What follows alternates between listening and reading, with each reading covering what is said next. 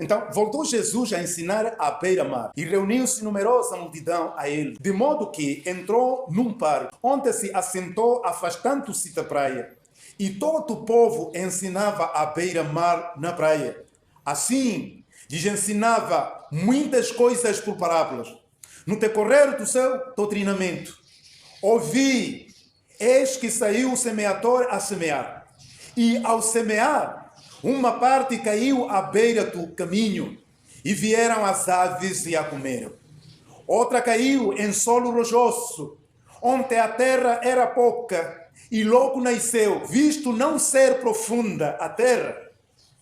Saindo, porém, o sol a queimou, e porque não tinha raiz, secou-se. Outra parte caiu entre os espinhos, e os espinhos cresceram e a sufocaram, e não deu fruto. Outra, enfim, caiu em boa terra e deu fruto, que vingou e cresceu, produzindo a 30, a 60, a 100 por um. E acrescentou: quem tem ouvidos para ouvir, ouça. Quando Jesus ficou só, os que estavam junto dele com os 12 o interrogaram a respeito das parábolas. Ele lhes respondeu: a vós outros, vos é dado a conhecer o mistério do reino de Deus. Mas aos de fora, tudo se ensina por meio de parábolas, para que, vendo, vejam e não percebam, e ouvindo, ouçam e não entendam, para que não venham a converter-se e haja perdição para eles. Então lhes perguntou: não entendeis essas parábolas? E como compreendeis todas as parábolas? O semeador semeia a palavra. São estes os da beira do caminho, onde a palavra é semeada, e enquanto a ouvem, logo vem Satanás e atira a palavra semeada neles. Semelhantemente, são estes os semeados em solo rochoso, os quais, ouvindo a palavra, logo a recebem com alegria, mas eles não têm raiz em si mesmos, sendo antes de pouca duração, em lhes chegando a angústia ou a perseguição por causa da palavra, logo se escandalizam. Os outros, os semeados entre os espinhos, são os que ouvem a palavra, mas os cuidados do mundo, a fascinação da riqueza e as demais ambições, concorrendo, sufocam a palavra, ficando ela infrutífera. Os que foram semeados em boa terra são aqueles que ouvem a palavra e a recebem, frutificando a 30, a 60 e a 100 por um. Amém. Vamos orar. Senhor nosso Deus, mais uma vez, pela tua graça, rendemos honra e glória e pedimos, por meio do teu Espírito Santo, que o Senhor nos possa desvendar os nossos olhos e os nossos ouvidos e coloque lentes do teu Filho para contemplar a formosura da sua lei. Não nos deixa vaquear no que acabamos de ler, mas tenhamos um entendimento como aqueles de dentro quiseram, e o Senhor realmente deu-lhes o poder do seu Espírito para poder entender. E ajude-nos a fixar isso, o nosso coração, na linha diretamente que focaliza-se em ti. E tendo aprendido isso e aplicado esta verdade, seja a nossa alma aquela que possa ser um instrumento de honra e glória ao Senhor. E tudo isso deixamos nas suas mãos por meio daquele que é o nosso Salvador. Amém. Então, nós vamos estar no início da nossa realidade. Nós acabamos de ler esse livro, acabamos de ler essa parábola, que realmente é contada com o Senhor Jesus Cristo. Mas a questão central nossa fica fixada na pergunta seguinte: o que é que se espera daqueles que ouvem a palavra de Cristo Jesus? Precisamos pensar nisso, porque essa parábola é contada com a própria pessoa do Senhor Jesus Cristo a uma numerosa multidão que estava à beira do mar. Não só, quando ele ficou só, os que estavam juntamente com ele perguntaram até a respeito dessa parábola. E ele respondeu que os de fora são ensinadas em parábolas, mas os de dentro o tratamento é outro. A forma como aqueles de dentro são tratados é totalmente diferente. Por que realmente Jesus vai daqueles de fora é parábola o seu ensino, o seu doutrinamento? É simples. Ele diz para que eles não se convertam e que a graça do Senhor, o perdão do Senhor, lhes passe por cima. Então, nessa perspectiva, é surpreendente que o próprio Jesus Cristo, no verso 14, ou seja, no verso 4 a 14, ele diz o seguinte: e ao semear, uma parte caiu à beira do caminho, e vieram as aves e a comeram. E a outra caiu em solo rochoso, onde a terra era boa, e logo nasceu, visto ser fundo, ou não ser profundo. A terra queimou, e por fim secou a queima. A outra, enfim, caiu em boa terra. Então, há uma dimensão destes. Mostra-nos que, afinal, nesses 4 estágios da parábola, não é 3 telas. A palavra foi semeada. O semeador saiu a semear. Mas qual foi o resultado? Não produziu frutos. Não produziu frutos. Talvez isso não é diferente em nossos dias. Quando o evangelho é pregado, quando a palavra de Deus é proclamada, aqueles que ouvem não têm respondido da forma, no sentido de que sua alma seja exatamente aliviada. Então a questão aqui, meus irmãos, meus queridos, não é se você ouve a pregação do Senhor Jesus Cristo, mas a questão aqui é como a pregação produz quando você ouve. Essa é a questão central. Será que você entende a importância desse exame pessoal? Enquanto ouve a palavra de Deus, qual desses 4 solos se identifica adequadamente com a sua vida? A saber de que os 3 são incapazes de produzir, a saber de que aqueles 3 precisam ser evitados, porque não produzem frutos. Sendo assim, você percebe atentamente o ensino doutrinário do mestre nesta parábola? Ele ensina aqui à sua igreja que 4 solos semeados, apenas um só solo, último solo, é que produziu o fruto. E recebeu a semente, cresceu e deu fruto. É assim como Deus diz aqueles que ouvem a palavra, aqueles que recebem a palavra, eles são frutificados a 60, a 100. Interessante entender isso. A pior coisa na vida é você ouvir a palavra de Deus e ela não ser capaz de produzir o propósito pela qual foi estabelecida pelo Senhor. Então, esse texto, sem dúvida, Marcos 4, 1 a 20, Jesus está falando sobre como reagem os 4 tipos de solos quando o semeador saiu a semear a palavra de Cristo. O tema central agora seja assim: o bom solo que produz frutos. O propósito de Jesus é simples, para entender, para que você e eu se convença nisso, que os primeiros 3 solos não produziram frutos em si mesmos, exceto o solo de boa terra que frutificou. É importante entender que também não há nenhum solo que por si mesmo é capaz de produzir os frutos, a menos que o Senhor envolva, interage interiormente. As limitações disso nós vimos aqui. É simples. O pecado nos torna como cidadãos incompetentes. Essa incompetência envolve também de ouvir a palavra e você não ter a capacidade de produzir os frutos que são necessários. Então, este assunto realmente é fundamental. Por isso, o ensino central dessa passagem é assim: toda semente que cai à beira do caminho, que cai em solo rochoso, que cai entre os espinhos, são incapazes de produzir os frutos que agradam a Deus. Excetuando aqui, a que foi semeada em terra, foi semeada em boa terra, que frutifica. E é isso que é fundamental que nós temos. Portanto, nesta parábola, realmente consideraremos 4 tipos de solos que o semeador saiu a semear. É simples. O Jesus Cristo aqui é simples nessa parábola. Ele estabelece de forma muito simples. E é fácil para nós no sentido de que ele conta a parábola. E, por outro lado, existe outra audiência que pergunta o significado daquela parábola. Então, podemos dizer que essa parábola é simples, porque o próprio Senhor Jesus que conta, ele mesmo explica o que isso significa. Por isso, nós veremos a seção 1, 2 ou 10 até 13, o contexto da parábola. O contexto da parábola. Depois, fora disso, nós olharemos o quê? Que, afinal, toda semente que cai à beira do caminho é incapaz de produzir frutos.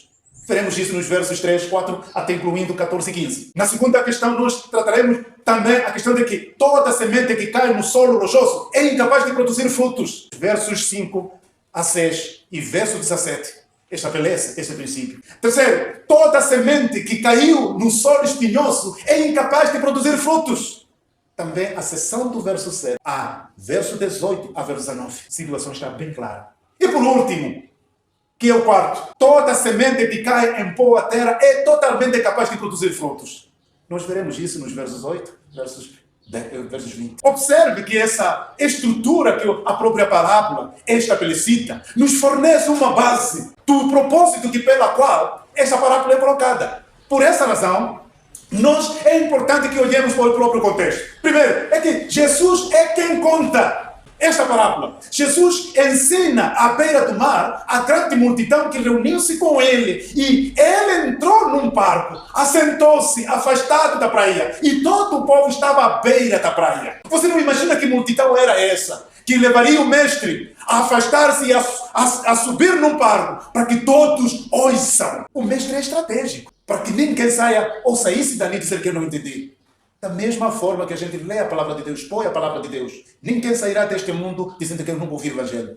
Então, ele ensinava a multidão muitas coisas por parábolas no decorrer do seu doutrinamento.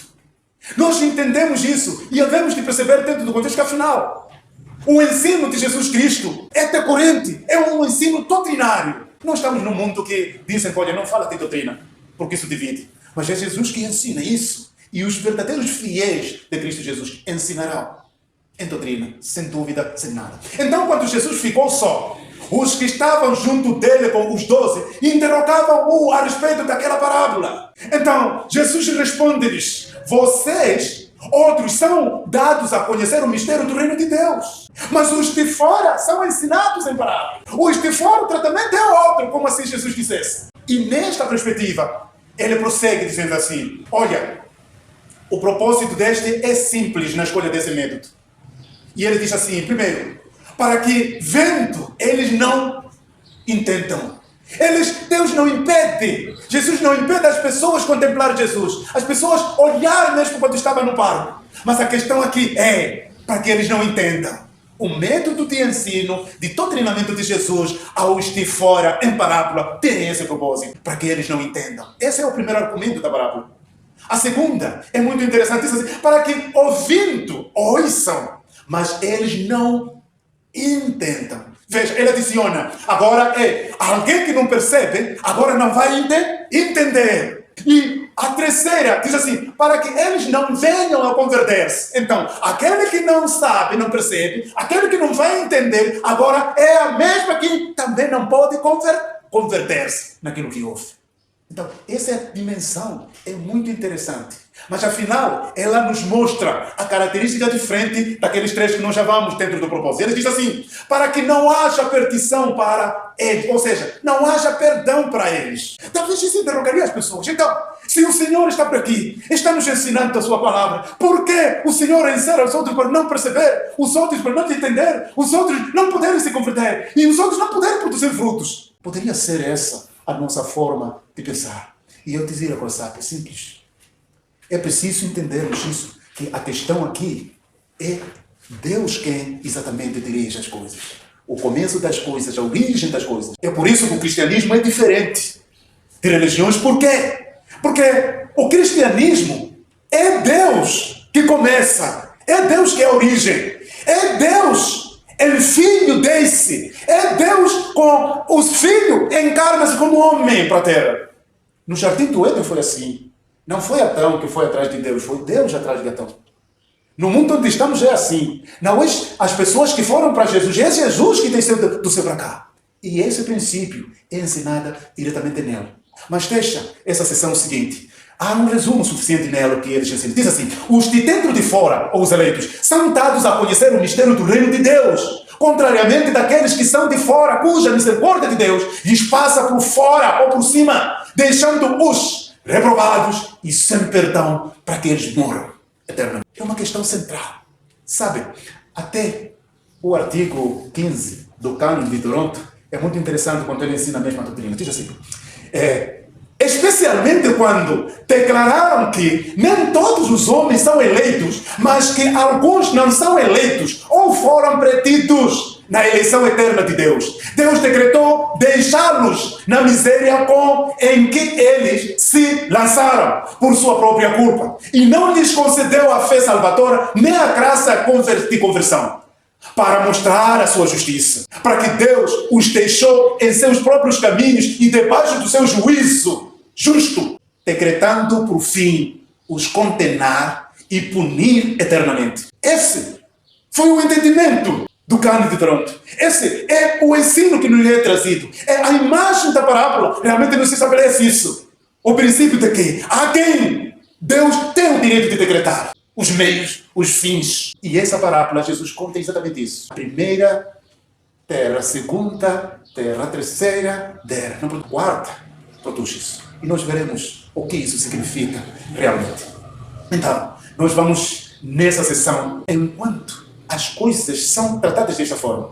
Então, essa sessão de verso 1, versos 2, 10 até 13, é muito simples. É por essa razão que Jesus realmente coloca assim: ouvi, eis que saiu o semeador, e ao semear, uma parte caiu à beira do caminho, e vieram as aves e a comeram. No 14, o semeador semeia a palavra. Agora Jesus está explicando.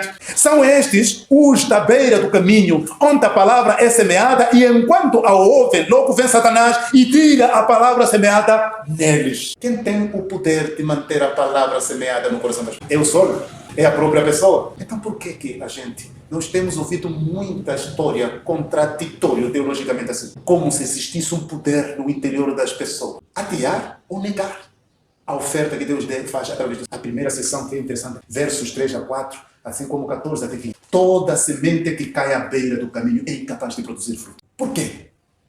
O semeador saiu a semear a semente que é a palavra de Deus. Uma parte dessa semente caiu à beira do caminho. E as aves vieram e elas comeram. Ou seja, Jesus explica o seguinte: o semeador saiu a semear a palavra de Cristo aos que estavam à beira do caminho. Enquanto eles ouviam a palavra, o Satanás veio tirar a palavra semeada neles. Portanto, não produziu o fruto que lhes era proposto. Talvez isso seja noção de muitos de nós. Ouvimos a palavra, ouvimos o Evangelho, lemos as Escrituras. Qual é o erro? Qual é o problema central? Não consegue sair, não consegue produzir. Você já viu um jarro com uma boa terra fértil, colocado lá a flor, você coloca isso até com adubo, a flor não cresce. E o que estamos a dizer? Não está a dar fruto, a água e proteínas que nós tentamos colocar naquele vaso. É assim um descrente. É assim aquele que ouve a palavra, mas não nos coloca naquele vaso. Por essa razão, a semente que caiu à beira do caminho não produz frutos. Então Jesus vai dizer no verso 3: ouvi, eis que saiu o semeador a semear. Então a sessão seguinte: toda semente que caiu no solo rochoso é incapaz de produzir frutos. Ela caiu em solo rochoso onde a terra era pouca. Logo, ela nasceu na terra que não era profunda. Tendo saído o sol, queimou a semente, porque não tinha raízes. No fim, essa semente seca. Jesus explica que os semeadores, ou seja, os semeados em solo rochoso, eram aqueles que ouvem a palavra de Deus. Ouvem a palavra de Deus. A questão aqui, você entende, a importância não é simplesmente ouvir a palavra de Deus. Ouvir a palavra de Deus não é o propósito, é o meio para atingir o propósito.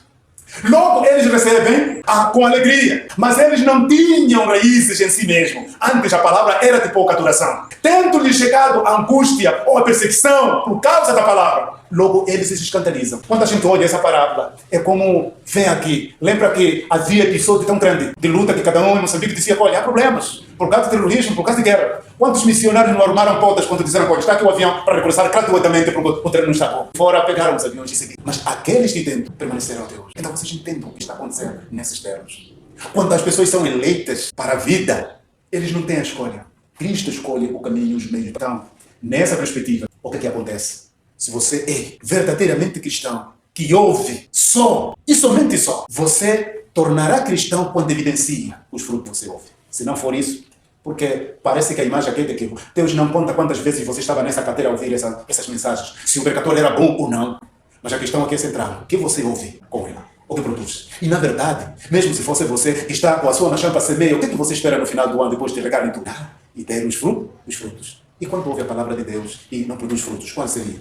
Isso não agrada a Deus. E ao contrário, coloca o próprio nome numa vida totalmente difícil. Por isso, essa questão é totalmente problemático que não pode ser, meus queridos. O que sufoca verdadeiramente a palavra pregada, ou o que nós lemos, não é as paixões deste mundo. Existe uma outra coisa, se não for as paixões deste mundo. Não é riquezas deste mundo que a gente tenta perseguir desfreadamente. Não é qualquer ambição deste mundo que concorre com a palavra de Deus. Nós colocamos qualquer coisa que precisamos, tentar concorrer com aquilo que a palavra de Deus está dizendo. Ela passa assim para ver quem ganha. Mas nesse concurso, a palavra de Deus sempre é desprezada. E quem cresce são essas ambições. Então é isso que leva as pessoas. A multidão devia ouvir isso. A multidão devia compreender isso. A multidão devia ser colocados em separável. Você e eu é parábola explicada. Se a sua posição é ouvir o texto sagrado pregado, mas dizer que você entendeu só será quando os frutos você pratica da justiça. Há muita gente que diz: eu sou cristão, mas não consigo viver de forma santa. Em outras palavras, estamos a dizer que você não é. Não vale a pena gastar o tempo desta forma. Porque vimos a palavra de Deus como autoridade. E quando ela determina, nós temos a possibilidade mínima de obedecer. Contrário a isso, é exatamente impossível. Por essa razão, Jesus responde aos que estavam de fora no verso 7, 18 até 19. Verso 7, diz assim: outra parte caiu entre os espinhos. E os espinhos cresceram e a sufocaram e não têm frutos.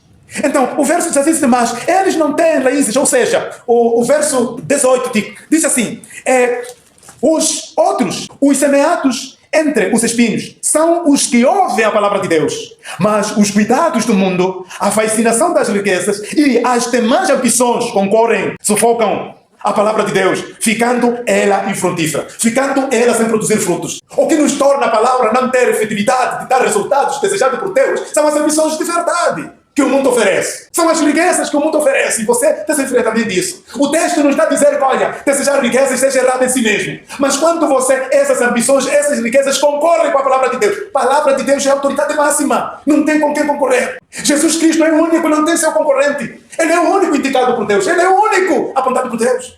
Para que seja a esperança do mundo. Então, ele mesmo que conta essa parábola, realmente é ele mesmo a base. Em outras palavras, poderia estar a dizer assim: olha, vocês não têm como escapar do inferno se o vosso coração não for te ouvir a mim e agir em conformidade do que eu vos ensino. E é por isso que ele diz: olha, de tempo eu ensino isso totalmente diferente com os de agora vou ensinar em parábola, mas vocês, eu vos ensino mistério. Essa é a razão de que eles, os verdadeiros crentes, vão produzir frutos. Por esse caminho, o que acontece? Então, certamente, nossa vida é sufocada a partir daquilo que nós ouvimos com a palavra de Deus. Os verdadeiros crentes sabem que a palavra de Deus não tem concorrência com ninguém. É a única esperança, é o único meio que Deus deu para a salvação de muitas pessoas. Então, deixa-me ir para a última sessão e muito mais fundamental. Por última sessão, assim por dizer. Toda semente que cai em boa terra é totalmente capaz de produzir frutos. Então, enfim, a semente que cai em boa terra deu frutos. Ela vingou-se produzindo a 30, a 60, a 100 por um. Ela cresceu produzindo assim, essa verdade. Então veja, me parece de que esse relacionamento, seja de produção de 30, 60, 100 por um, nos propõe a imagem da Trindade entre as pessoas. É um só. Pai, Filho e Espírito Santo, 3 é um. 30, 60, 100 por um. O que isso significa para produzir realmente frutos nesta terra? O Pai realmente chama. O Filho paga o preço. O Espírito Santo faz crescer. Frutifica. E se multiplica em 60, 100 por um. Em outras palavras, você pode ver um crente verdadeiro. Ele produz fruto. Um crente verdadeiro, eu acredito, de que não vai ficar 1 ano, 2 meses, 3 meses, sem ser os 2, 3, 4, 5 companheiros que vêm em seu nome. Mas os falsos podem sentar como quiserem. Nem sequer o bom, porque não produzem frutos. O problema é no interior da pessoa, não da palavra de Deus. O que eles ouvem, não colocam no lugar certo. E por essa razão, nós não podemos ficar equivocados. O próprio Jesus explica nessa questão.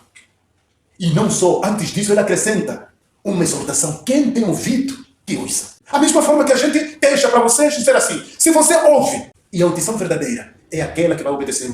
Ele então vai explicar também que os que foram semeados em boa terra são aqueles que ouvem a palavra de Deus. Receberam frutificando a 30, a 60 e a 100 por um. Então a conclusão é simples. Toda semente que cai em boa terra produz frutos de justiça. Porque ela não tem raízes em si mesmo, mas tem raízes no Pai, tem raízes no Filho, tem raízes no Espírito Santo. Por que isso acontece? Realmente, a teologia da Trindade tem fundamento aqui. Ninguém vai chegar no reino de Deus apenas porque confia o Pai, e o Filho e o Espírito Santo não. Ninguém vai chegar no céu a dizer, olha, eu confio apenas no Filho, o Pai, o Espírito Santo não. Não há ninguém que vai dizer, eu chego no céu porque confio no Espírito Santo, o Pai, o Filho, não. Mas os três em um. A terra torna fértil, o crente torna frutífero, produz frutos, dá frutos. Quando essas três pessoas estão em ação na vida de uma pessoa. Além disso, a salvação não é assim como ensina. Você é possível ser salvo, não, sem ser dessas três pessoas unidas em si mesmo. Então, essa parábola é contada por alguém que vive na mesma situação. Então, nós, enquanto vamos realmente à conclusão, precisa que você e eu se chamem muita atenção.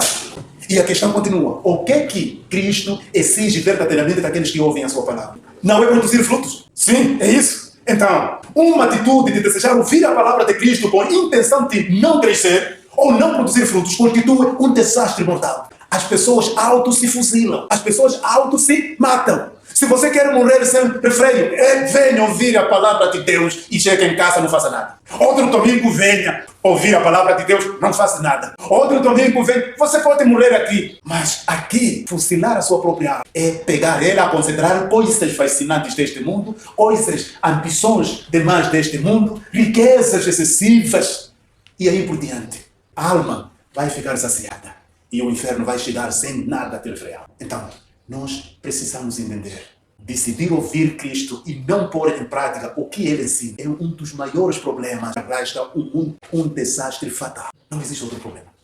Então, nesta parábola, Jesus ensina-nos que toda semente que cai à beira do mar, em solo rochoso, entre espinhas, são incapazes de produzir frutos, exceto o que cai em terra boa e produz.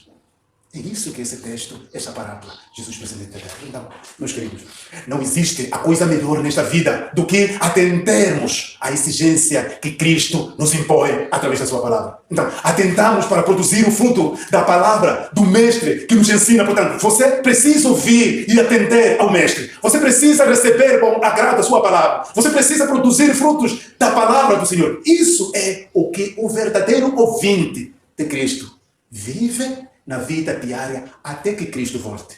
Veja comigo o que realmente esse texto propõe, especificamente nos versos 8 e versos 20. Ele nos expõe a questão mais prática.